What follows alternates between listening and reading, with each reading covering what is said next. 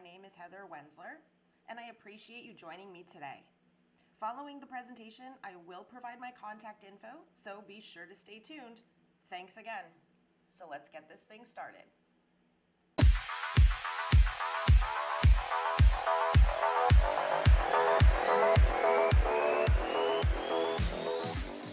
All right, so how do you actually do this SEL thing in the classroom? Well, here's some great news. You're already doing it. So it's not going to take a great deal of change in your routine, but I do want to call out some things to pay attention to. And I will provide my sources at the end. And of course, there are so many, I can't list all of them, but I'm going to give you some that I have found to be great for educators. So let's get started. So first we need to determine what exactly is SEL, social emotional learning. So positiveaction.net has a very clear and concise definition, and it's that vital framework through which people, doesn't matter how old they are, acquire skills in working toward unique goals, comprehending and managing their emotions, nurturing those positive relationships, making informed choices, and feeling and exhibiting empathy. So, very simple definition, but very deep. So, how do we do all this? And why should I be doing all of this? So, according to the National Institutes of Health, nearly 33% of teenagers aged 13 to 18 will experience some kind of anxiety disorder. That doesn't even seem nearly high enough, especially given the current situation in our country and across the world. So, giving students the skills and the power to control themselves, to deal with what they are feeling, giving them that mode of expression, so crucial. And again, we're already doing this in the classroom. So, we're just going to make sure that we call this out and bring it to the forefront.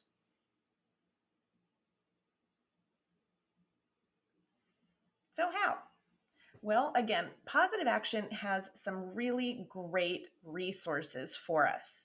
And there are 7 strategies to make sure that the students' social emotional learning needs are met.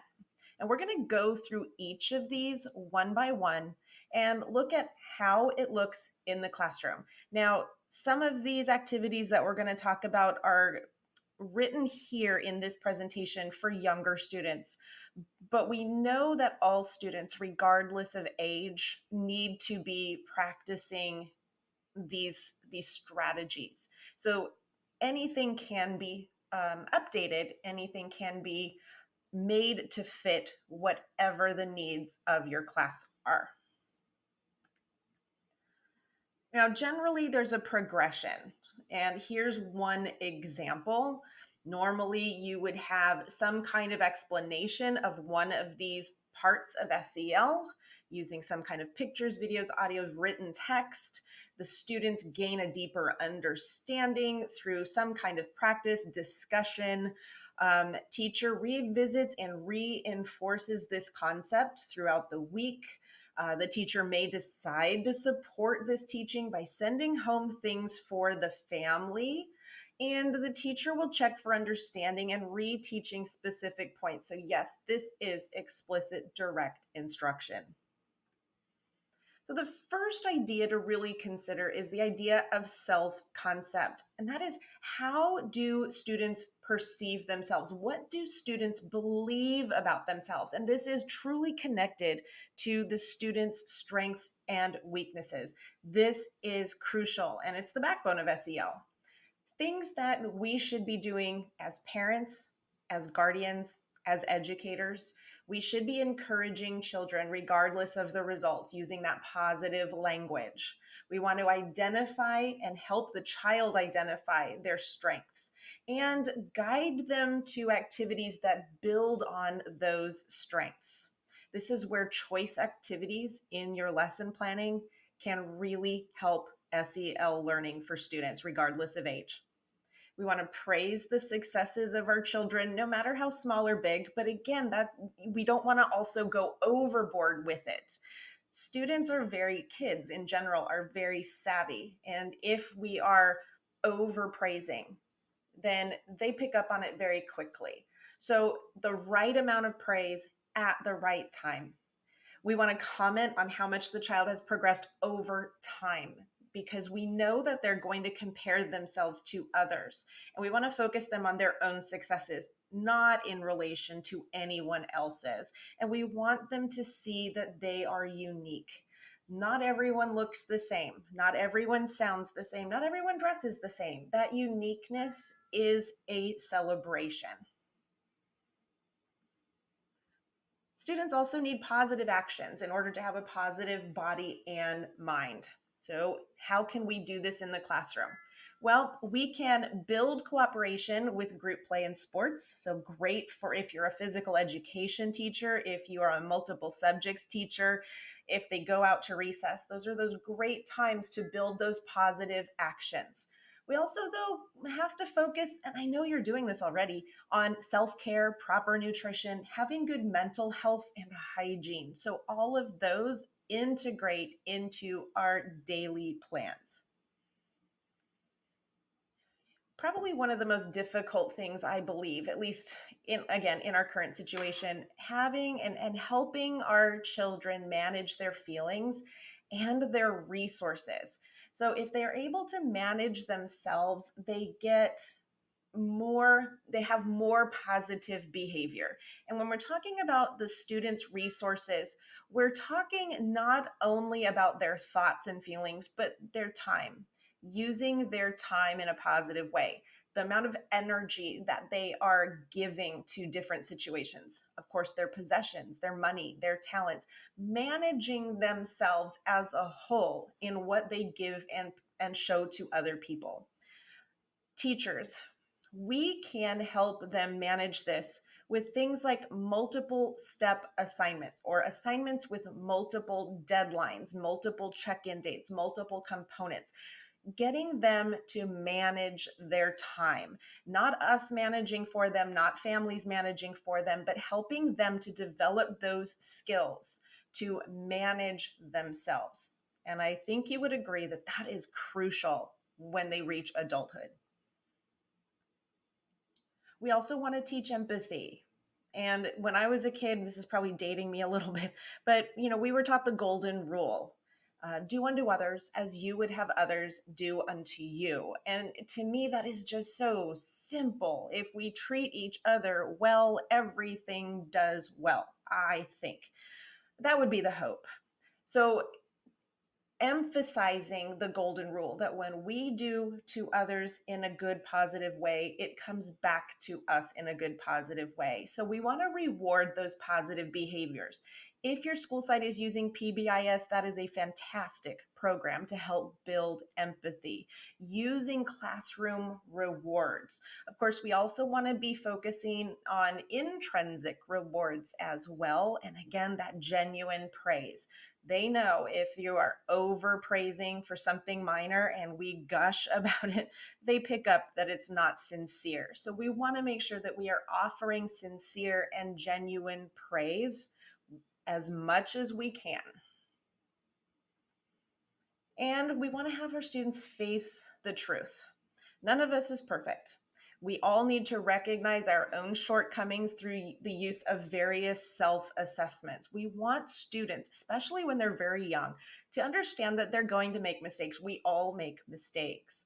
The trick is we got to learn from them. We don't want to make the same mistake over and over. We want to own the mistake and not blame others for our mistakes. Take responsibility and apologize. This goes for us as teachers as well to apologize. A short story, many years ago, I was teaching with a veteran educator and we were having a conversation. And I said that I had made a mistake about a student's grade to a student. I had said something, that wasn't exactly accurate about the student's grade in my class. And when I caught it, I called the student back and I apologized. And I said, I'm really sorry. I made this mistake. I hope you'll pretty much said, I hope you'll forgive me. But I just wanted the student to know that I valued the student enough to say, hey, I made a mistake. I apologize. Take responsibility. I didn't blame anybody else. I didn't blame the student, heaven forbid. And I was really stunned when the teacher turned to me and said, that she would never apologize to a student. And that has stuck with me all these years because our students deserve to have an apology when a mistake is made that hurts them or is negative to them in some way. So, yes, when we make mistakes, teachers, we do owe an apology to our students. They deserve it. We also want to practice self-improvement strategies and show our students how to do this. So we want to set, track, and achieve our goals. And these goals don't have to just be academic. They can be personal. They could deal with our mental health or our physical health. One of the ways that we can do that is at the beginning of a month, a week, a quarter, a semester, depending on the age and abilities of your students, have a personal assessment of some kind so that the students can define their goals. Again, this could be academic. It could be looking at what grade they wish to have in your class. It could be, if it's a physical, it could be how much do they want to improve on their sprint or on their basketball game or on their football playing. How far can they hit a baseball? Whatever it is, have them identify those goals. They should be written down because we know writing gives it power. So have them write it down and not just say, this is what I want, but how they're going to get there, a very specific plan.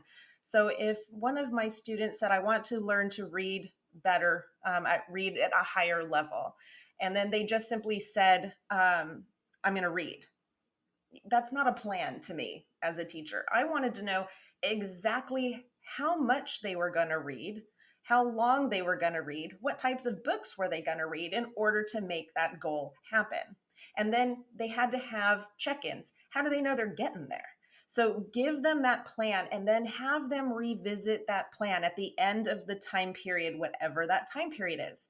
Have them go back and evaluate. Did they meet the goal? If they didn't, analyze why. What didn't they do in their plan? Would it have helped? What could they do to make it better? And then redefine their goals to go forward. So this needs to be a regular occurrence.